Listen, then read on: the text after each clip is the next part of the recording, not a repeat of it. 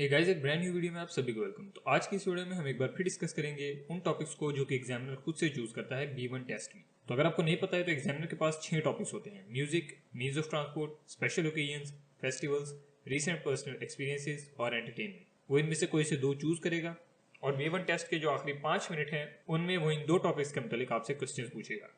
आज की इस वीडियो में हम डिस्कस करेंगे रीसेंट पर्सनल एक्सपीरियंसेस, क्योंकि हमने पिछली वीडियोस में इससे पहले वाले तमाम टॉपिक्स कवर कर लिए हैं। अगर आपने वो वीडियोस नहीं देखी तो उन्हें जरूर चेकआउट करें। अब चलिए आज की इस वीडियो को स्टार्ट करते हैं। तो पहला क्वेश्चन है, what did you do last weekend, यानी पिछले हफ्ते आपने क्या किया। तो इसमें आपने जो भी एक्टिविटीज अपने पिछले हफ्ते यानी हफ्ता और इतवार के दिन, जिसे वो वीकेंड कहते हैं, उस दिन जो भी किया हो आप वो यहाँ पे मेंशन कर दें। अगर आप कहीं बाहर खेलने गए थे, अपने दोस्तों के साथ गए थे, या जो भी आपने एक्टिविटीज परफॉर्म की थी, कोई स्पोर्ट खेला था आपने, वो यहाँ पे आप मेंशन कर दें।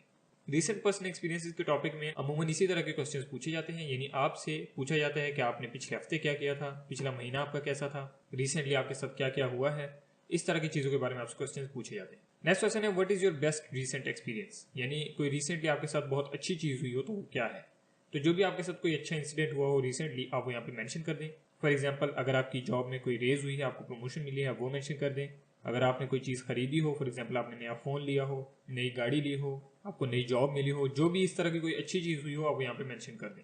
What is so special about it, यानी जो चीज़ आपने मेंशन की है उसके बारे में खास बात क्या है। तो मिसाल के तौर पे अगर आप फर्ज करें मेंशन करते हैं कि आपने एक नया फ़ोन खरीदा है, तो आप कह सकते हैं कि आप काफ़ी अरसे से फ़ोन लेने का सोच रहे थे लेकिन आपके पास पैसे नहीं थे।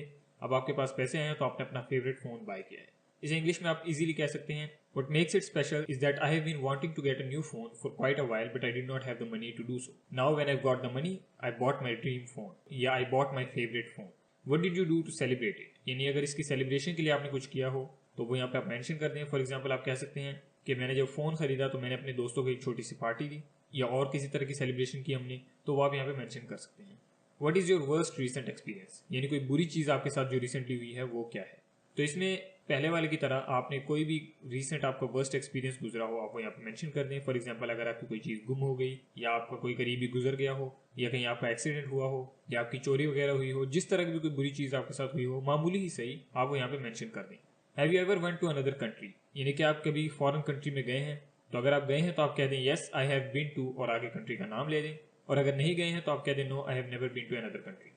नेक्स्ट क्वेश्चन है, why did you go there, यानी अगर आप गए हैं फॉरेन कंट्री तो आप क्यों गए। तो यहाँ पे जिस भी वजह से गए थे आप यहाँ पे मेंशन कर दें। फॉर एग्जांपल आप कह सकते हैं मैं स्टडीज के लिए गया था, मैं वैसे विजिट करने गया था, मैं किसी और वजह से गया था, जिस भी वजह से आप गए हो। What else did you do their, यानी इसके अलावा आपने वहाँ पे क्या किया। फॉर एग्जाम्पल अगर आप कहते हैं कि मैं टर्की गया था स्टडी के लिए, तो आपने वहाँ पे स्टडी के अलावा और क्या किया। तो आप कह सकते हैं कि मैंने वहाँ पे काफ़ी ज़्यादा ट्रैवलिंग की, मैं घूमा फिरा, मैंने बहुत सी चीज़ें देखी, या फिर अगर आप कोई और एक्टिविटी मेंशन करना चाहते हैं तो वो भी आप यहाँ पे कर सकते हैं। नेक्स्ट क्वेश्चन है, did you enjoy the trip. तो जनरली आप इसका जवाब देंगे yes I did enjoy the trip.